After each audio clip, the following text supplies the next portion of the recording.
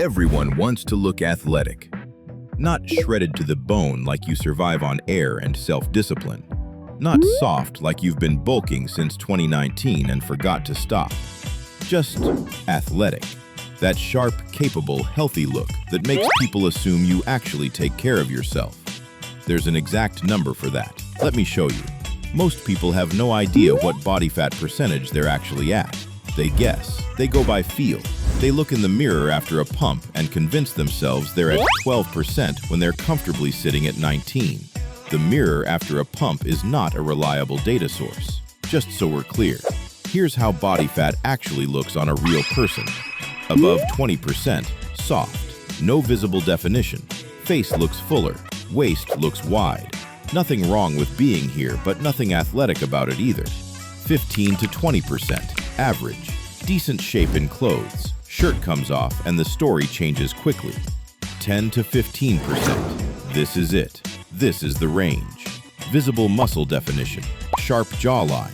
Veins starting to show on the forearms. Shoulders look like shoulders. Waist looks narrow. Clothes fit like they're supposed to. This is what every superhero costume is designed around. Not 6% body fat. Not a walking anatomy chart. Just 10 to 15%. Lean enough to look defined. Enough body fat to look healthy and full, not deflated. But here's what nobody tells you about this range.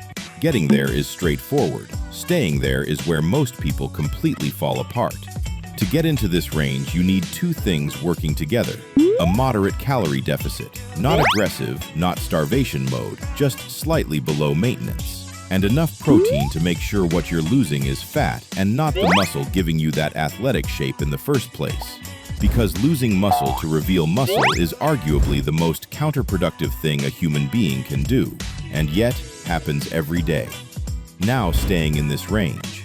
This is where the lifestyle habits actually matter. Sleep, daily steps, consistent training.